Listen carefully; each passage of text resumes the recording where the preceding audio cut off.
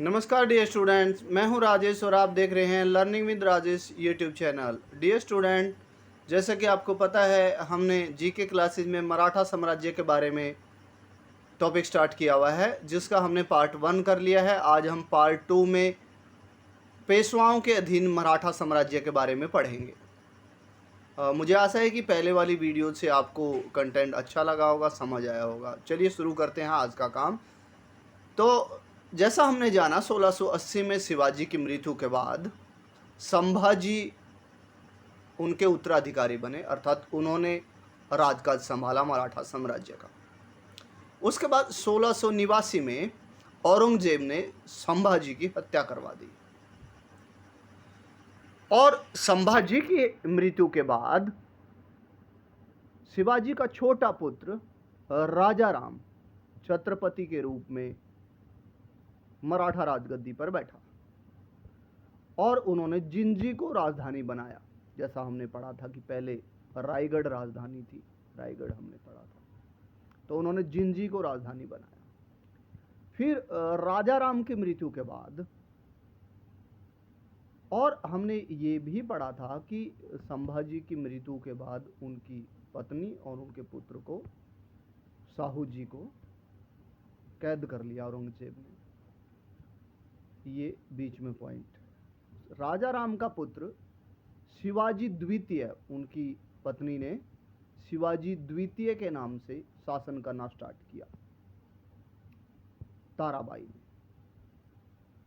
ताराबाई ने शिवाजी द्वितीय के नाम पर 4 वर्षीय अपने पुत्र शिवाजी द्वितीय के नाम पर शासन करना आरंभ किया। उसके बाद हुआ क्या, औरंगजेब की मृत्यु के बाद 1707 में संभाजी का पुत्र साहू को कैद से छोड़ दिया गया और साहू ने आते ही ताराबाई के साथ युद्ध करना स्टार्ट कर दिया, उत्तराधिकार के लिए युद्ध। कि मैं तो जेल में चला गया था, आपको राजा किसने बनाया है, या आपके पुत्र शिवाजी द्वितीय को किसने राजा बनाया, मैं राजा हूँ। तो ऐसे में जो युद्ध हुआ उसे खेड़ा का युद्ध कहा जाता है। एग्जाम में प्रश्न यहाँ से भी आता है कि खेड़ा के युद्ध में विजय किसकी हुई, या खेड़ा का युद्ध मराठा साम्राज्य का महत्वपूर्ण युद्ध था, किस किस के बीच। आपने पढ़ा कि साहू और ताराबाई के बीच हुआ 1707 में, जिसमें साहू विजयी हुआ। अब आगे हम जानेंगे कि पेशवाओं के काल में मराठा राज्य किस प्रकार फला फूला। हमने पहले ही जाना था कि जो प्रधान यानी मेजर मिनिस्टर होता था छत्रपति शिवाजी के काल में, उसे पेशवा कहा जाता था और पेशवाओं के अधीन जो राजधानी हुआ करती थी वो पुणे हुआ करती थी। अब सबसे पहला पेशवा के बारे में हम जानेंगे। बालाजी विश्वनाथ जो हैं, उनकी उपलब्धि के बारे में एग्जाम में कई बार प्रश्न पूछा जाता है कि उनकी क्या उपलब्धि रही। तो उन्होंने 1719 में मुगल सूबेदार सैयद हुसैन से संधि की और कुछ मुगल प्रांतों से या मुगल एरिया से राजस्व वसूलने का अधिकार प्राप्त किया। इस संधि के दौरान या इस उपलब्धि के दौरान तो आप बताएंगे बालाजी विश्वनाथ की मुख्य उपलब्धि थी कि उन्होंने मुगल सूबेदार सैयद हुसैन से संधि की। उसके बाद बाजीराव प्रथम। अब बाजीराव प्रथम जो है, उनका कार्यकाल 1720 से 40। उपलब्धि क्या रही, उन्होंने हैदराबाद के संस्थापक निजामुल मुल्क, आपने जाना था कक्षा 7 एनसीईआरटी में कि निजामुल मुल्क जो है वो एक स्वतंत्र राज्य हैदराबाद के संस्थापक रहे हैं। तो निजामुल मुल्क को पालखेड़ा के युद्ध में पराजित किया, किसने, बाजीराव प्रथम ने। अब आप देखेंगे कि यहाँ पर नाम थोड़े कंफ्यूजिंग हैं इन पेशवाओं के, तो आप याद रखिएगा कि पहले बालाजी विश्वनाथ, यानी कहानी कहाँ से शुरू हुई, विसव से शुरू होती, विसव से शुरू हुई कहानी पेशवाओं की। फिर बाजी लगी, कहानी शुरू हुई, बाजी लगी बाजीराव प्रथम। तो पालखेड़ा का युद्ध, डेट भी मैंने यहाँ पर लिखी 1728। इन्होंने मराठा राज्य को एकजुट किया। एकजुट कैसे किया, हमने अभी थोड़ी देर पहले पढ़ा था कि मराठा राज्य के 2 भाग हो गए थे शिवाजी की मृत्यु के बाद। एक भाग पर सतारा राजधानी हुआ करती थी जिसमें साहू जी का साम्राज्य था। दूसरी भाग पर जो अभी आपने पढ़ा ताराबाई के पुत्र शिवाजी द्वितीय जिसके ऊपर उन्होंने शासन किया था, उनकी कोल्हापुर राजधानी हुआ करती थी। यानी उन्होंने कोल्हापुर तथा सतारा एरिया को एकजुट किया जिसमें शिवाजी द्वितीय और शाहू के बीच संधि करवा दी उन्होंने। बाजीराव प्रथम ने उनकी महत्वपूर्ण उपलब्धि थी कि शिवाजी द्वितीय और शाहू की संधि उन्होंने करवा दी कि मिलजुल कर कार्य करो। ऐसे में आप बिखर जाओगे तो अंग्रेज हो या फिर मुगल साम्राज्य हो वो आप पर हावी हो जाएगा। आई होप कि आपको ये इजीली पॉइंट समझ आ गया होगा। आगे बढ़ते हैं। बालाजी बाजीराव का कार्यकाल 1740 से 61। और वेरी वेरी इंपॉर्टेंट पॉइंट, कई बार एग्जाम में आया है कि पानीपत के तीसरी लड़ाई के दौरान कौन पेशवा था, कौन मराठा पेशवा था? आप बताएंगे बालाजी बाजीराव। अब तक हमने 3 पेशवाओं के बारे में पढ़ लिया है। विषव से शुरुआत होती है, फिर बाजी लगी, और बाजी किसने जिताई? बालाजी महाराज ने। बालाजी बाजीराव। तो बालाजी बाजीराव के कार्यकाल में पानीपत का तीसरा युद्ध हुआ। कब हुआ? 14 जनवरी 1761। अब 1761 वाला पॉइंट आने का जमाना चला गया। आपसे ये 14 जनवरी के समय डेट पूछी जाएगी एग्जाम में, वेरी वेरी इंपॉर्टेंट, आप याद रखिएगा। अहमद शाह अब्दाली और मराठों के बीच हुआ, ये भी इजी पॉइंट है जो कि बार बार रिपीट होता है कि किस किस के बीच। हरियाणा जीके में रिपीट हो जाता है, यहाँ नहीं तो हरियाणा जीके में रिपीट हो जाएगा आपके सेट एग्जाम में। उसके बाद हार सहन नहीं कर पाने के कारण, यानी मराठा लोगों का, यानी बालाजी बाजीराव का दिल्ली पर शासन करने का जो सपना था वो चकनाचूर हो गया। मराठों को हरा दिया अहमद शाह अब्दाली ने, और इस वजह से वो बड़े दुखी हुए, और दुखी होने की वजह से ही हमने जाना कि 23 जून 1761 को बालाजी बाजीराव की मृत्यु हुई। उसके बाद आंग्ल मराठा युद्ध, एनसीईआरटी का इम्पोर्टेंट टॉपिक, एग्जाम में कई बार हमने यहाँ से क्वेश्चन पाया है। पहले तो डेट पूछी जाएंगी।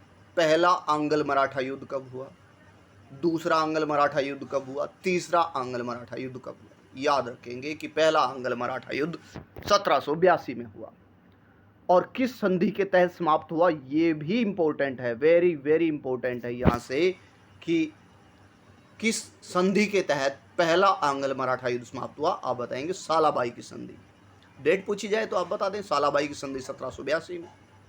वैसे हम जाते जाते मुख्य संधियों के बारे में भी पढ़ेंगे कि मराठों और अंग्रेजों के बीच में या फिर मुगलों के बीच में जो संधियां हुई हैं, महत्वपूर्ण संधियां हुई हैं, उनके बारे में पढ़ेंगे, क्योंकि एग्जाम में यहीं से स्टैटिक जीके से क्वेश्चन आता है। चलिए आगे बढ़ते हैं। 1803 से 5 तक दूसरा आंग्ल मराठा युद्ध चला, जो कि देवगांव की संधि के साथ समाप्त हुआ, देवगांव की संधि।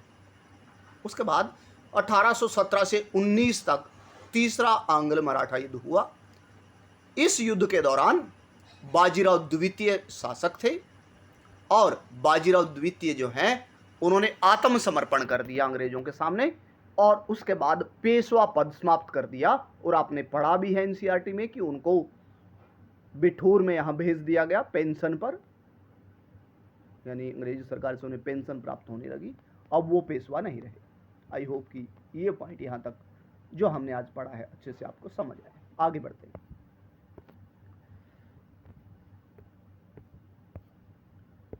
प्रमुख मराठा संधियां, यानी प्रमुख संधियां जो मराठा लोगों ने दूसरे शासकों के साथ की हैं, जिनके बारे में बार बार प्रश्न एग्जाम में आता है। सबसे पहले पुरंदर की संधि, पहली वाली वीडियो में हमने जाना था, 1665 में जयसिंह और शिवाजी के बीच हुई, वेरी वेरी इंपॉर्टेंट। उसके बाद सूरत की संधि 1775, रघुनाथ राव, हमने जाना कि साहू के बाद बहुत से और मराठा शासक, चाहे वो माधव राव हो, रघुनाथ राव हो, तो रघुनाथ राव ने की संधि हुई सूरत की संधि किसके साथ? ईस्ट इंडिया कंपनी के साथ। उसके बाद 1776 अगले ही वर्ष पुरंदर की संधि। याद रखिएगा, कंफ्यूजिंग पॉइंट एग्जाम में आते हैं, 2 बार पुरंदर की संधि हुई है। अब पुरंदर की संधि का ये डेट आप देख लीजिएगा 1776 में माधव नारायण राव और अंग्रेजों के बीच हुई पुरंदर की संधि। और पुरंदर की संधि में माधव राव और अंग्रेजों के बीच में मुख्य संधि हुई। उसके बाद सालाबाई की संधि, अभी जस्ट हमने पढ़ा था। सालाबाई की संधि के तहत प्रथम आंग्ल मराठा युद्ध समाप्त हुआ और आंग्ल मराठा युद्ध 1782 में किसके बीच हुई ये संधि? ये भी माधव नारायण राव और अंग्रेजों के बीच हुई।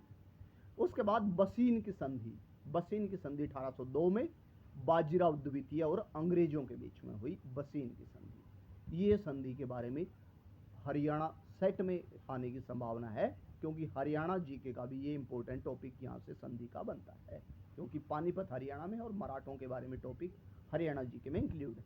उसके बाद देवगांव की संधि, जो कि अभी थोड़ी देर पहले हमने पढ़ा था कि दूसरा आंग्ल मराठा युद्ध जो है वो देवगांव की संधि के तहत समाप्त हुआ।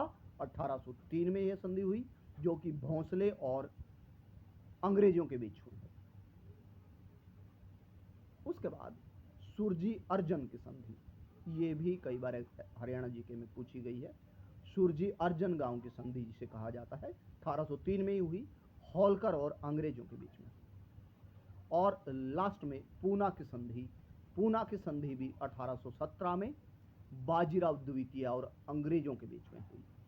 हमने आज अभी थोड़ी देर पहले पढ़ा था कि 1817 से 19 के बीच में जो तीसरा आंग्ल मराठा युद्ध हुआ उसमें बाजीराव द्वितीय ने आत्मसमर्पण कर दिया था और संधि हुई पूना की संधि। उसके बाद प्रमुख मराठा क्षेत्र और उनकी राजधानियां, ये भी स्टैटिक जीके का इंपॉर्टेंट पॉइंट है, इसलिए इंक्लूड किया गया है।